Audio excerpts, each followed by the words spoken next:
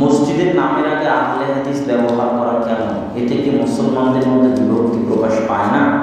ইসলামের ঐক্যবদ্ধ থাকার উপায় কি? অনেক সুন্দর প্রশ্ন করেছেন। বিশেষ করে দ্বিতীয় প্রশ্নটা অনেক গুরুত্বপূর্ণ, যে ইসলামের ঐক্যবদ্ধ থাকার উপায় কি। আর মসজিদের নাম আহলে হাদিস, ওই যেমন বললাম মুসলমানেরা নিজেদের যে কোনো সুন্দর নাম দিতে পারে, ঠিক মসজিদের যে কোনো সুন্দর নাম দেওয়া হয়, কোনো সমস্যা নেই। রাসূল সাল্লাল্লাহু আলাইহি ওয়াসাল্লামের যুগে গোত্রের নাম মসজিদের নাম ছিল, যেটা অমুক গোত্রের মসজিদ, অমুক গ্রামের মসজিদ। তো রাসূল সাল্লাল্লাহু আলাইহি ওয়াসাল্লামের যুগেও মসজিদের নাম ছিল, অতএব মসজিদের নাম দেওয়া যাবে যতক্ষণ না নাম খারাপ হয়েছে।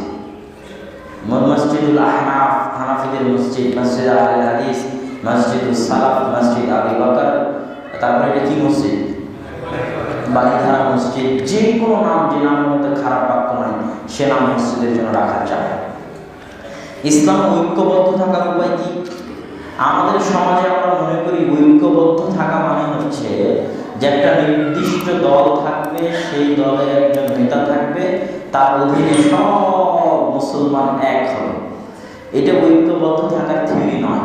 যেমন একদল আবেগী মুসলমান আছে যারা মনে করে হেফাজতে ইসলাম, চরমনাই, জামাতে ইসলাম, আহলে হাদিস সব মিলে একটা দল হবে, যে দলের একজন নেতা থাকবে, এটা হলো মুসলমানদের ঐক্য। এই ধরনের ঐক্যের কোনো ভিত্তি ইসলামে নাই। ঠিক একদল আমাদের আহলে হাদিস ভাইরা মনে করে আহলে হাদিস আন্দোলন, জমিয়তে আহলে হাদিস, জামাতে আহলে হাদিস, যত বিভেদ আছে সব বিভেদ এক জায়গায় করে একটা সংগঠন করে সেই সংগঠনের একজন আমির দিয়ে ঐক্য করতে হবে। এই ঐক্যের কোনো ভিত্তি কোরআন এবং হাদিসে নাই। কোরআন এবং হাদিসের ঐক্য বলতে কি বোঝায়? কোরআন এবং হাদিসের ঐক্য বলতে আকীদা, আমল এবং মানহাজের ঐক্য বোঝায়। ভারতের মুসলমানদের সাথে আমাদের ঐক্য আছে না? না বলেন আছে। কিভাবে সে ঐক্যটা আছে? ঈমানি ঐক্য, যে ভারতের মুসলমানেরা আমার ভাই। সৌদি আরবের মুসলমানদের সাথে আমাদের ঐক্য আছে না? আছে, এটা হলো ঈমানি ঐক্য। পাকিস্তানের আহলে হাদিসদের সাথে আপনাদের ঐক্য আছে না? এটা হলো আকীদাগত ঐক্য, মানহাজগত ঐক্য। এটার জন্য কোনো সংগঠন লাগে না। এটা ঈমান এবং আকীদার উপর ভিত্তি করে গড়ে ওঠে, মানহাজের উপর ভিত্তি করে গড়ে ওঠে। হ্যাঁ, যেই ঐক্যের কথা আপনারা ভাবেন সেই ঐক্য একমাত্র রাষ্ট্র দিয়ে সম্ভব। ওই ঐক্যের কথা ইসলাম একমাত্র রাষ্ট্রের ক্ষেত্রে বিশ্বাস করে, যে সব রাষ্ট্র ভেঙে এক ইসলামী খেলাফা কায়েম হবে, এই ঐক্যে ইসলাম বিশ্বাস করে। আবার রাষ্ট্রের মধ্যে ভাঙন থাকবে না, এক রাষ্ট্র থাকবে। বাংলাদেশের মধ্যে নোয়াখালী আলাদা রাষ্ট্র হয়ে যাবে, সিলেট আলাদা রাষ্ট্র হয়ে যাবে, চিটাগাং আলাদা রাষ্ট্র হয়ে যাবে, এটা ইসলাম বিরোধী। এক থাকতে হবে, রাষ্ট্রের একতায় বিশ্বাস করে।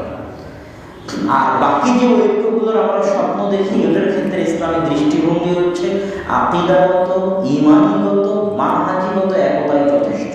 5 ওয়াক্ত সালাতে মসজিদে আসবে, আরো হাজারো মুসলিম 5 ওয়াক্ত সালাতে মসজিদে গেছে, আপনারা একতাবদ্ধ। সবার কেবলা কাবা, আমরাও কাবার দিকে করে সালাত আদায় করতেছি, আরো হাজারো মুসলিম কাবা ঘরের দিকে করে সালাত আদায় করছে, তারা একতাবদ্ধ।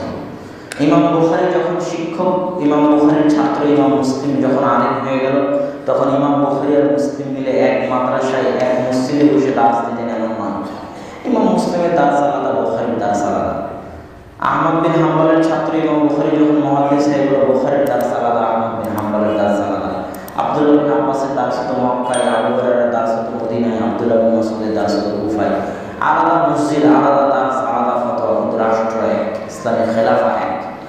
সুতরাং যে ঐক্য আমরা স্বপ্ন দেখি, এটা কোনো ইসলামের ভিত্তি নেই। সবাই নিজ নিজ মতো দাওয়াতি কাজ করবে, নিজ নিজ গতিতে, নিজ নিজ বুঝ অনুযায়ী, নিজ নিজ অবস্থান থেকে, যে যেখানে আছে সে সেখান থেকে সেভাবে দাওয়াতি কাজ করবে।